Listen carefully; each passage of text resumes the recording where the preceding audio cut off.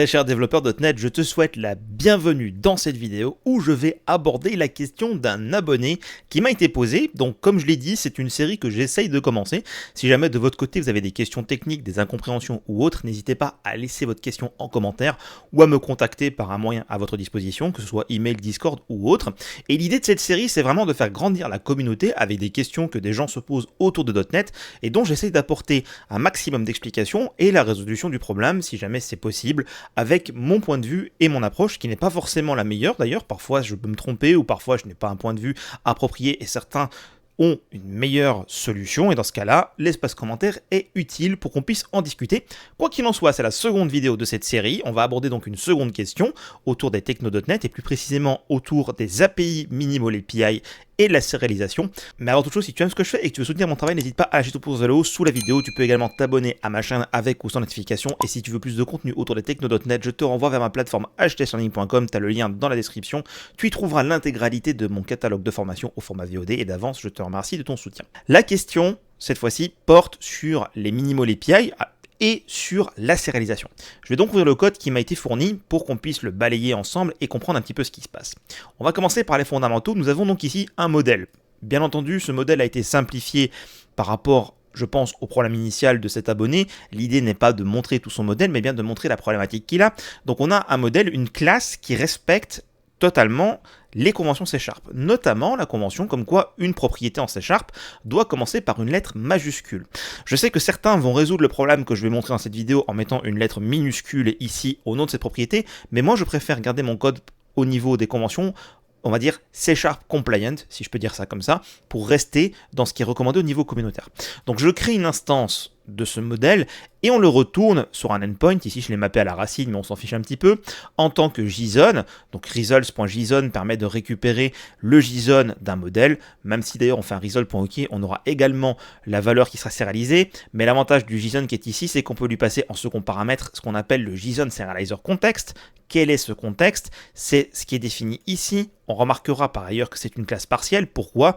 Parce qu'en fait, ce code-là, c'est simplement pour appeler un source générateur. Donc un source générateur, c'est un outil qui va être chargé de générer du code pour vous au moment de la compilation de votre application et non pas à l'exécution. Et donc ce qui se passe, c'est que ce source générateur, on dit qu'on veut faire la sérialisation d'un modèle, donc JSON serializable de quel type de ce modèle-là, et ça doit donc hériter de JSON Serializer Context. Le fait de l'avoir rendu partiel fait que le compilateur va émettre le reste de la classe, et donc moi j'ai la définition ici dans mon code, et je peux l'utiliser. On voit qu'elle est donc utilisée ici, person response context.default, et le statut code a été précisé comme quoi c'est un 200 OK.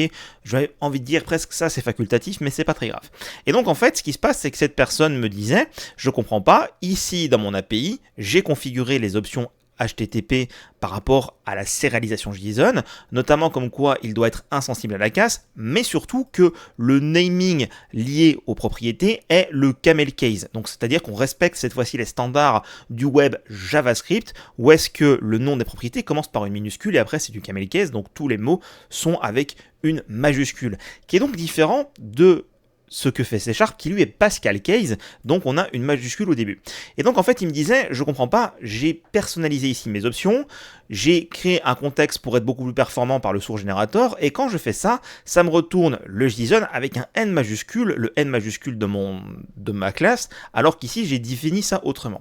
Donc si on lance l'application, on va pouvoir constater ce comportement en live entre nous.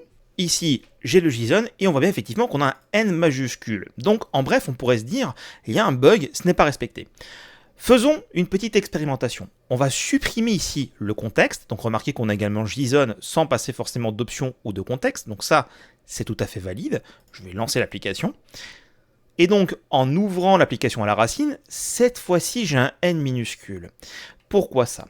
Eh bien parce qu'en fait, quand on fait la définition des HTTP JSON Options comme ceci, ces options seront évaluées quand le moteur .NET devra faire la sérialisation au moment du runtime par rapport à un type donné. Ce qui veut dire ici, quand j'ai fait mon result JSON avec la personne, je ne lui ai pas donné de contexte, donc en bref, je ne lui ai pas donné de sources qui ont été automatiquement générées pour lui dire comment est-ce qu'il doit faire l'output du JSON. Jusque-là, pas de problème, mais ça veut dire qu'en bref, quand je fais ça, je respecte ce qui a été fait ici. Et d'ailleurs, je tiens à le préciser que ceci est en soi inutile pour la partie camel case parce que par défaut, c'est le comportement adopté par ASP.NET, donc je l'ai mis en commentaire et vous pouvez voir que j'ai un N minuscule alors qu'ici, la naming policy est en commentaire. Donc au final, elle est utile peut-être plus en entrée qu'en sortie, mais si on a la property name case insensitive, à la limite, on s'en fiche. Quoi qu'il en soit, des fois, c'est bien quand même de le préciser. En tout cas, c'est un standard, tout du moins, là, en .NET 9, c'est carrément le comportement par défaut. Donc le problème, c'est pourquoi est-ce que quand j'utilise le contexte, il ne respecte pas. Et là, avec le contexte, cette fois-ci, si je relance, j'ai bien un N majuscule. Et bien tout simplement parce que ici, quand on a fait ça, on a dit au compilateur, génère-moi le code C# qui permet de faire un output du JSON de ma classe de façon optimisée. Si je vais dans Visual Studio, mais on peut également voir ça avec Rider ou avec VS Code sans problème, que je vais ici, à cet endroit-là, j'ai les system text source generator ici, et donc on voit qu'on a ici le code qui a été généré par rapport à cette déclaration. Et notamment ici, si je vais dans le property name, on peut voir ici qu'on a encode name avec un N majuscule. En bref, ce qui s'est passé ici, et ce que cet abonné du coup n'a pas forcément compris, c'est que ça s'applique sur les éléments qui sont générés dynamiquement runtime, mais quand on utilise ceci, c'est-à-dire le source generator, on a directement le code qui est écrit en bref, ouvre-moi la collade, écris-moi cette propriété, écris-moi 2 points, écris-moi cette valeur.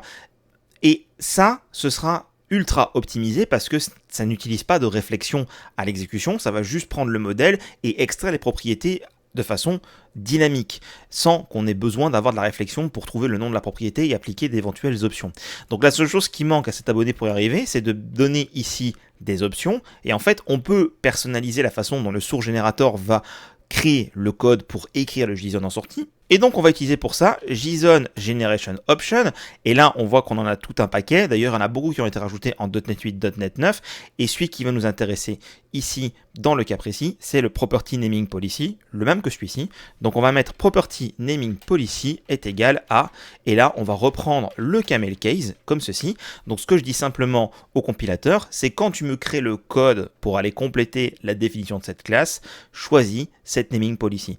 Et on peut voir qu'on a également d'autres choses, comme notamment le Property Name Case Insensitive, qu'on peut passer à true si on le souhaite. Donc en fait, toutes les options, pour faire simple, qu'on retrouve globalement ici, on peut les mettre à cet endroit-là à peu de choses près. Bien entendu, il y a peut-être des petits détails qu'on ne pourra pas faire forcément, mais en faisant ça, qu'est-ce qui se passe? Si je veux voir le property name qui est ici, on peut voir que le N est en majuscule cette fois-ci quand il s'agira de faire l'output. Donc le code qui a été généré par le source generator respecte dorénavant ce dont j'ai besoin, et si je lance mon application, j'utilise toujours le contexte ici, et on peut voir que le N est en minuscule. Donc au final, si je dois récapituler cette vidéo, quand vous créez comme ceci un serialization context, c'est très bien parce que c'est optimisé en termes de performance, mais il va falloir du coup le customiser par rapport à ce que vous avez besoin, notamment le property naming policy, mais il y a bien entendu beaucoup d'autres options comme on l'a vu juste avant. Et si jamais vous ne définissez pas de contexte parce que c'est un objet qui n'est pas sérialisé de façon récurrente ou autre, dans ce cas-là, ce sont les options qui vont prendre l'avantage. À noter cependant que certaines options ont été changées pour se conformer aux standards du web, notamment le camel case sur les JSON en sortie. Vous pouvez tout à fait le forcer, vous avez du snake case, vous avez du kebab case et ainsi de suite. Bref, vous avez vraiment beaucoup de possibilités si vous souhaitez forcer une naming policy en sortie, mais par défaut, ça respecte les standards du web. J'espère que du coup cet abonné aura la réponse à sa question et que ça aura répondu toutes ses interrogations. J'espère que de votre côté ça vous a plu aussi. N'hésitez pas si vous avez une question à me la poser en commentaire ou à me l'envoyer directement pour que je puisse continuer cette série. Et dans tous les cas, je vous dis à très bientôt pour une prochaine vidéo autour des techno.net.